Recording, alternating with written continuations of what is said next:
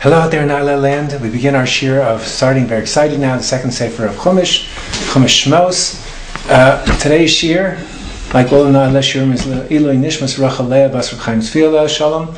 And we thank the Mrs. Libby Bamzer from the studio and all the Isla people who work so hard to bring you these wonderful shiurim, present company excluded. Parshat Shemot. Let's begin with the summary. Our mandate, we're getting it. We're still fine-tuning how to try and get the shiur the right way so that it should be a summary, tell the story. Not always does the Torah have a story to tell. In the parsha, sometimes just mitzvos, and sometimes it's blessings. Parshat Shemot, what a story, what a story. The descendants of Yaakov were now all in Egypt, and they flourished in their numbers.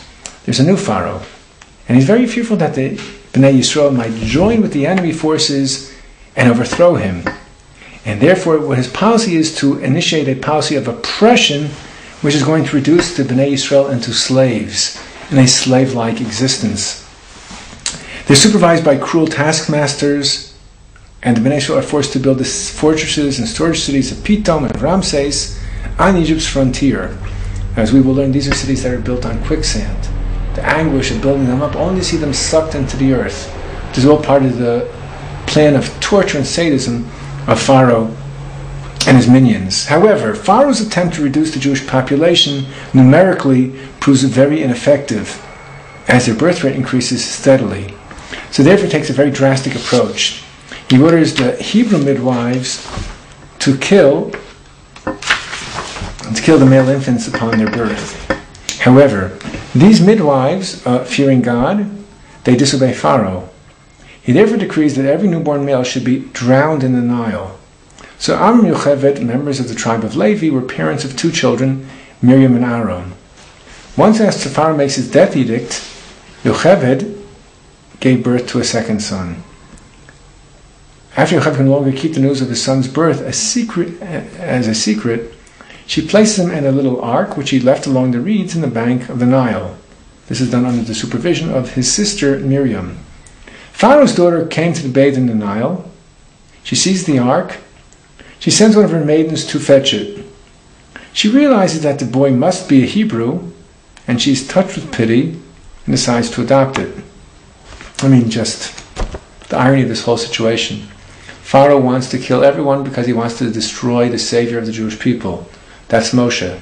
And then he ends up raising him right there in his own palace. And this is far more than just God having a sense of humor. Miriam comes forward and, receiving the princess's permission to find a nurse, returns with Yocheved, under whose care the boy was later taught the traditions of his ancestors. The boy was taken to the royal palace. He's called Moshe, in English Moses, meaning drawn out of the water. The symbolism of this name we'll talk about in just a little while. After he matures, Moshe went among his fellow Bnei Yisrael, his brethren, his genuine brethren, and he observed their suffering. He sees an Egyptian overseer savagely beating one of the Hebrews. He looks, he sees that there is no one around, and he kills the cruel Egyptian, and he buries his body in the sand. And the very next day, Moshe is intervening in a quarrel between two Bnei Yisrael. One of them tauntingly asks Moshe, what right did he have to judge others? And did he intend to kill them as he had already killed the Egyptian? It became very clear to Moshe at that moment that his deed had been known. He realized his life is in jeopardy. Therefore, before Pharaoh could seize him, he flees to Midian, in the southeastern region of the Sinai Peninsula. He came to a well where he protected the 7 daughters of Yisro. Yisro was the spiritual leader of Midian, and he protects the daughters from very unfriendly shepherds. He's welcomed by Yisro and tended his sheep, and Moshe soon after marries his daughter Tzipporah, who bore him 2 sons, Gershom and Eliezer. During Moshe's stay in Midian, Pharaoh dies, and his successor continues the oppression of the Jews with even greater severity, and Moshe calls out to God for aid. Now, while Moshe is tending the sheep of Yisro in Chorev, he sees a most extraordinary sight. There's a bush that is afire, but somehow it's not consumed. Burning but not consumed.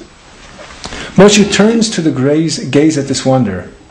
God addresses him for the very first time and commands him to remove his shoes, for he was standing on holy ground. God then informs him that he was to be God's messenger to bring about the Bnei Yisrael out of Mitzrayim into the land of Israel. Moshe says, I can't do it. I'm unworthy of this awesome task. But he's assured of God's divine assistance.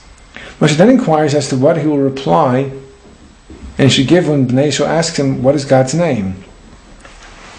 Again, God says, I will be known by the declaration, Ekya asher Ekya, I will be what I will be.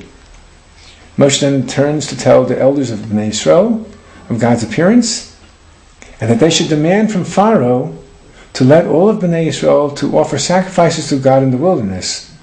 Pharaoh will refuse this. It's a bit of a ruse. He said, we're just going to go for 3 days. The intention is to be emancipated from Egypt. Pharaoh will not give in to this. But after he had been smitten by God's plagues, he'd be forced to relent, and then Bnei Yisrael will leave Egypt laden with riches. Moshe protested he would not be believed by the people.